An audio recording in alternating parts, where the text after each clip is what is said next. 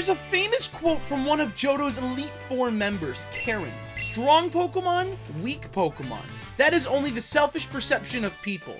Truly skilled trainers should try to win with their favorites. I think we can all agree that we have our own favorite Pokemon. With over 1,000 different Pokemon to choose from, including cosmetic changes or regional variants, it's safe to say that you like one of these little critters more than the rest of them. Huh. Well, that's not so little.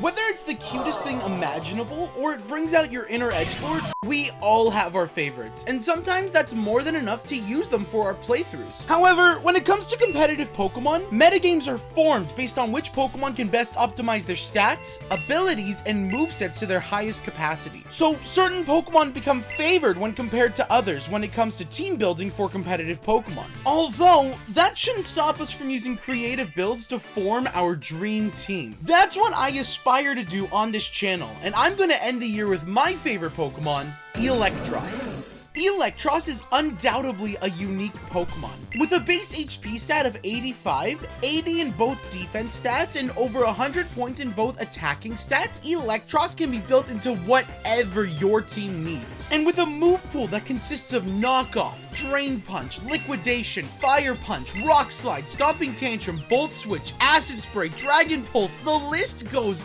on. This is a Pokemon with a very diverse set of coverage moves. On top of it being a mono electric type Pokemon, it also comes with the ability Levitate, making it immune to all ground type attacks and leaving it unaffected by terrains and most hazards alike. This makes Eelektross the only electric Pokemon to have no weaknesses whatsoever. You hear that, Ursaluna? We're not afraid of you anymore. Playing Pokemon Black and White as a kid, I loved Eelektross so much because of his unique niche of having no typal weakness. And with some decent attacking stats, Eelektross can be seen as one of the most diverse mixed attackers in the game. However, it hasn't seen usage since its debut in 2011. Hell, I'm pretty sure this is the closest Eelektross has ever set foot inside of a regional tournament in years. Amongst trying different sets like Coil and Supercell Slam, a Choice Spec set, or even a hybrid set, I think I found a partner Pokemon that makes not only Eelektross amazing, but other trainers should really start considering her as well. Some might be saying that I've cooked. Well, in reality, I baked. Alcremie is definitely a sweet Pokemon, and not just because it's a cake. You suck.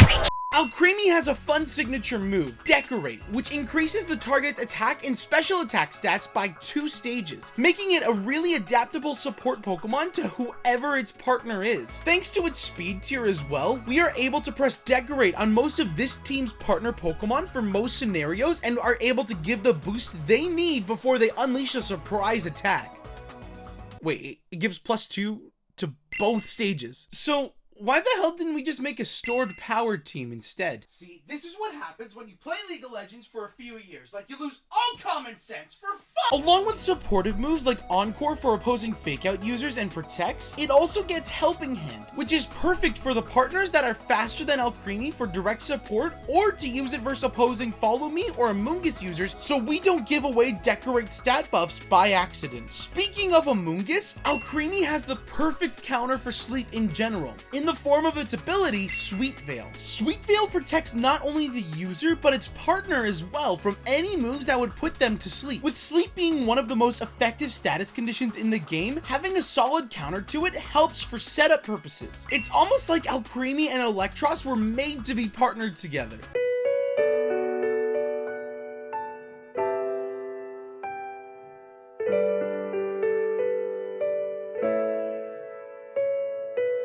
Going into the spreads, I finalized Eelektross with a set of Thunderbolt, Flamethrower, Electroweb, and Giga Drain. Electroweb was added for much needed speed control on this team, while Flamethrower and Giga Drain were added as coverage options so I could hit opposing grass and ground type Pokemon that Eelektross would struggle with in the first place. I gave Eelektross an Assault Vest to hold, along with the Terra type of Stellar. Keeping an Assault Vest on Eelektross gives it the bulk to live hits from opposing Ursaluna Blood Moons and other special special attackers, and thanks to Giga Drain, it has the tools to get proper recovery as well. And with a stellar type boost, not only does it buff Electroweb and Thunderbolt, but buffing our coverage moves can make the difference into landing the KO that we need. Fun fact as well, stellar Pokemon don't lose their original type weaknesses, meaning as long as Levitate is still active on Eelektross, it still has no weaknesses while buffing its other moves. For Alcremie, like I said before, I gave it Decorate, Helping Hand, Encore, and Dazzling Gleam as an attack option. With a base special attack of 110, she can still hit opposing Pokemon surprisingly well and surprisingly hard. Along with that, I invested completely into her bulk, while giving her leftovers to hold and a Terra type of water to resist steel type attacks and not have a weakness to opposing fighting attacks afterwards. Now, as you can tell from this long, and I mean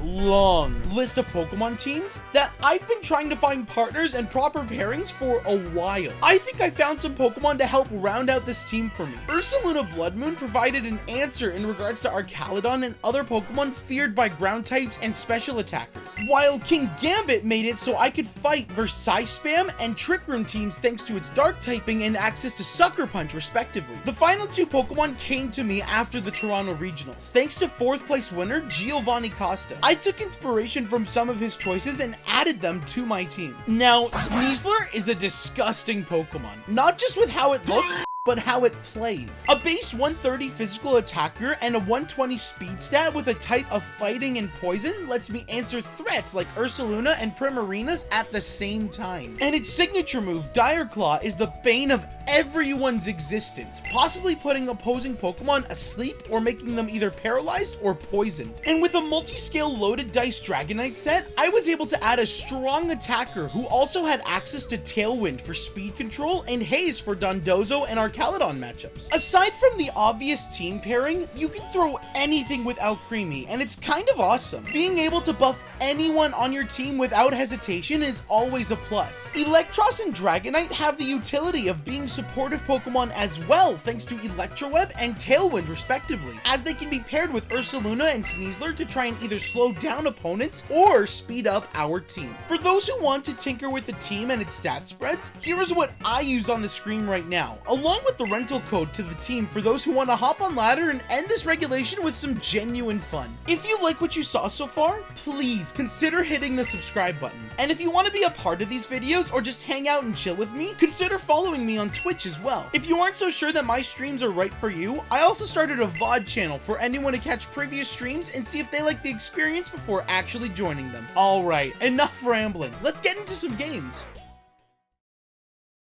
While at said, I keep having YCS in my head when I want to say Toronto Regionals. Wolfie's team was sick. Oh my gosh. I mean, like, again, the master of Trick Room, quote unquote, or not Trick Room, Perish Trap. Grimmsnarl has HP and small bulk. Okay, Gallade also has those things. We go like Thunderbolt, Decorate. I'm not gonna lose my shit, right? Unless he does that. Psycho Cut doesn't kill. He gets the crit, that's whatever. We set up our Eelektross now. He's got Light Screen, but we've got Eelektross. So, this is the big dog on campus now, huh? Oh, and the para!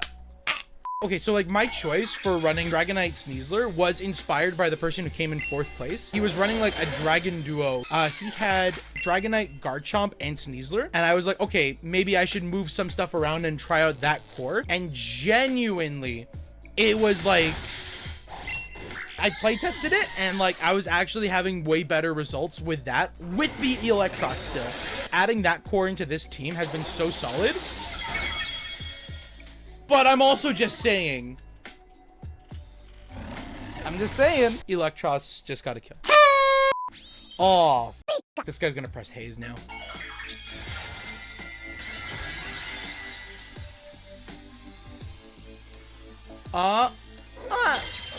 It's okay. This kills. I see what this plan was. He was just trying to like ignore the Electroweb or any Thunderbolts that were coming to Gallade.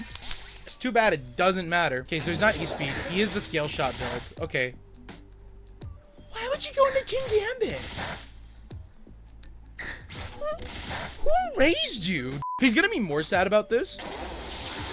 So I know he's the multi-scale build for sure, but he's gonna be more sad about this now knowing he's -1 physical defense and normal speed. And now we can just like sucker punch in a Dragonite slot, knowing he's probably just gonna do it again. There we go. It still does nothing. That makes me feel better knowing that his scale shots. Oh wait, Primarina still gets to move. If he goes for a Moonblast, I'll be a happy boy. Oh, I'm faster. Oh yay. When you scale shot and didn't gain any speed. Genuinely. Watching that makes me feel so much better. Lagoon! Good night. Wait, what? Okay. How the f Primarina tanked that much damage? Instant Porygon lead. Okay. Okay. Just trying to get Trick Room up ASAP. He's going for it. Terra? What the hell are you tearing? I swear to God, this is Terra Ground Instant. What's going on here? Sure. Okay. Whatever you feel like, pal. That is crazy. You think I'm gonna go for the Porygon 2? Come on, dog. Imagine like how sad your life has to be to parting shot Eelektross just to bring out Ursaluna of all. I don't know. Man's weird. Wait, he literally had it so that way I couldn't hit him with anything. That is up. If he presses ground type move into Eelektross though, I think that's when I just close the screen. Yeah, Facade, okay. Made the read on that. Okay, that's fine. That's fine. I was about to scream, but like this made it tolerable. I think we just have to confirm the kill. If we can confirm the kill. And that's what I was also worried about. Because like we are +2, and now this is just frustrating. Oh my gosh, don't do it to me. Why do you get the crit? Okay. See, we can work with that, right? Perfect. Because now, we didn't kill. We needed the helping hand to kill. You know what? It's gonna be fine because Dazzling Gleam at that range should take out P2. We trade Terra for Terra. Doesn't make me happy, but it's like it could have been a lot worse. Good. Okay. We trade Terra for Terra, and he can't go for Trick Room anymore. So he goes for Amoonguss. Amoonguss here is actually hilarious. I think that's the way to play it. Perfect. He doesn't know. Facade is gonna hurt. Okay, into Alcremie's slot is actually fine. Alcremie's done her job at this point, especially because it's the last turn of Trick Room, right? So we go Hyper Voice. Ursaluna is basically stuck. Yikes. My Ursaluna should be the fastest thing on the field, so as long as we Hyper Voice Flamethrower, we're chilling. Yup. Perfect. Go ahead. Eat a berry. See if I care. You little fungus. You little doofus. There we go. Good job. You got a kill. See? What a good boy. Ensign, easy 2v1 right now. Earth Power, Ensign, and then like we could just like start Electro Webbing, making him as slow as possible. Parting shot? Go ahead. He's already +1, so you just made him neutral. So this Earth Power is still gonna hurt. Yeet. Beautiful. Okay. Oh, that's just rude. Sableye and Spiritomb were the original I have no weakness Pokemon, right? But Eelektross is the only true survivor. Okay, Goldingo, Spiritomb. Love that. If he goes for Make It Rain, we live. Nasty plot? All right, he loses. Goldingo is literally cooked. We are all about to witness Goldingo getting cooked live on stage, ladies and gentlemen. Quite literally. I ain't gonna lie, I'm getting cooked. Will-O-Wisp? Go ahead. See if I care. I know we outspeed Spiritomb, but like going for Electro Web here is just gonna make me feel better. For Eelektross specifically. Yeah. Hyper Voice is a little scary. Oh god, please don't tell me I'm still down. That's it, man. That's the one that I needed to hit. No! Wait, what? Did I just get saved by RNGesus? I think I'm the paid actor now because I genuinely don't know what the hell's going on. Giga Drain isn't gonna kill, but we're gonna try and get as much health back as possible. His Will-O-Wisp cancels my lefties, and that's kind of okay with me. Eelektross gets to go first here. We don't kill, but at least we recover enough where we can live another Hyper Voice for sure, and we can confirm a kill with Thunderbolt next turn now. Yeah, that's fine. And then Dazzling Gleam. Dazzling Gleam kills Spirit Tomb for sure. Now it's 4v2. Depending on what he has in the back, Eelektross is totally gonna go first. He has Quavicle and he has Meowscarada. Both Pokemon, I'm pretty sure, are faster than Eelektross. Ursaluna. Is he Terra'd?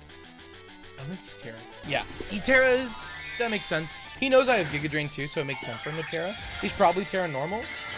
Yep, that makes sense. Eelektross goes down here, but this time I'm okay with it.